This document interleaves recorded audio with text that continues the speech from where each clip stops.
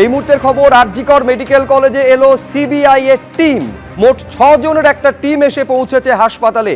আরজিকর মেডিকেলের বিভিন্ন পদাধিকারীর সঙ্গে কথা বলবেন তারা।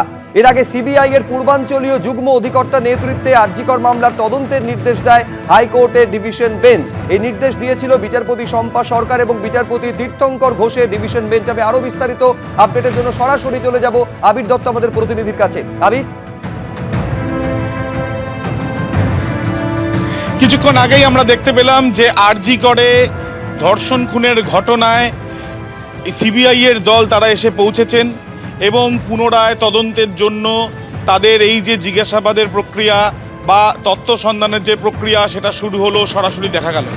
আমরা দাঁড়িয়ে রয়েছি আরজিকর হাসপাতালের সামনে এবং এই আরজিকর হাসপাতালে সেখানে কিন্তু আমরা দেখেছি এই যে সিবিআই এর গাড়ি এবং জয়েন্ট ডিরেক্টর এবং তার সাথে সাথে যারা আইওরা রয়েছেন তাদের একটি দল তারা কিন্তু এসে পৌঁছেছেন, প্রায় 6 জন আধিকারিক। এবং আমরা দেখছি যে প্রিন্সিপালের যে ঘর রয়েছে বা যেখানে প্রিন্সিপালের অফিস, তার আগে এমএসবিপিকে কিছুক্ষণ আগে দেখা গেল যে ঠিক সিবিআই টিম আসার আগে এমএসবিপি তিনি এসে পৌঁছন এবং তার সাথে সাথে সিবিআই এর 6 জন আধিকারিক এবং সেখানে সন্দীপনী গার্গ তদন্তকারী আধিকারিক এবং তার সাথে সাথে আমরা দেখলাম যে জয়েন্ট ডিরেক্টর তিনিও ছিলেন। এবং এখন এই যে গেটের সামনে সেন্ট্রাল ফোর্সের 4 জন জওয়ানকে আমরা দেখছি তারা এখানে, এবং 4 জন সহ মহিলা জওয়ান তারাও এখানে রয়েছেন এবং তারা মহিলা প্রতিনিধি সিআইএসএফের তারাও এখানে গেটের সামনে রয়েছেন।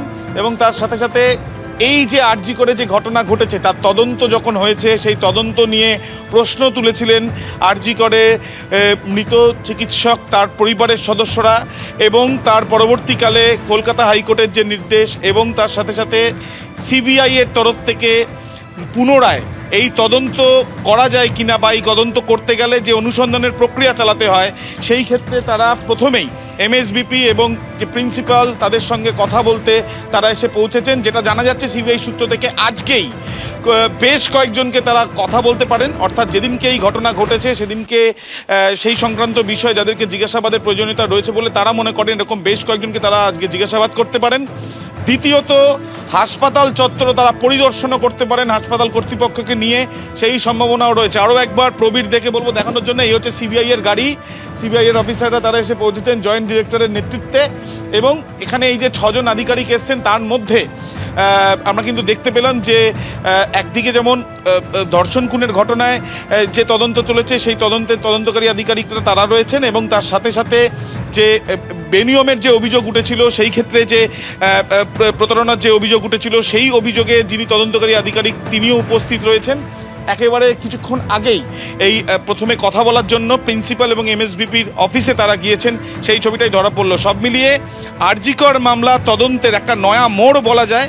তার কারণ সিবিআই এর তরফ থেকে আমরা দেখলাম তাদের প্রতিনিধিরা তারা এসছেন, সিবিআইয়ের আধিকারিকরা 6 জন জয়েন্ট ডিরেক্টরের নেতৃত্বে, এবং তারা এসে কর্তৃপক্ষ অর্থাৎ আরজিকর কর্তৃপক্ষের সঙ্গে কথা বলার প্রক্রিয়া তারা শুরু করলেন। আজকেই সম্ভাবনা রয়েছে বেশ কয়েকজনকে জিজ্ঞাসাবাদের, আর আজকেই সম্ভাবনা রয়েছে বেশ কিছু জায়গায় আরজিকর হাসপাতাল প্রেমিসিসের মধ্যে সেখানে তারা পরিদর্শন করতে পারেন বা এই ঘটনার নেপথ্যে কী রয়েছে পুনরায় সেই বিষয়টা অনুসন্ধানের জন্য তারা সেই স্পটগুলো ভিজিট করতে পারেন।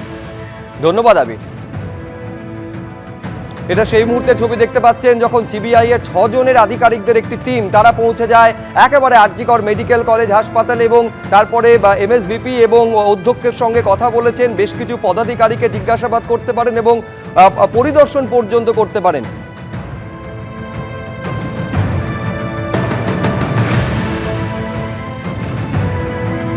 এর আগে সিবিআই এর পূর্বাঞ্চলীয় যুগ্ম অধিকর্তা নেতৃত্বে আরজিকর মামলার তদন্তের নির্দেশ দেয় হাইকোর্টের ডিভিশন বেঞ্চ। এই নির্দেশ দিয়েছিল বিচারপতি শম্পা সরকার ও বিচারপতি তীর্থঙ্কর ঘোষের ডিভিশন বেঞ্চ। পাশাপাশি এই মামলার তদন্তে 3 সদস্যের এসআইটিও গঠনের নির্দেশ দেয় আদালত।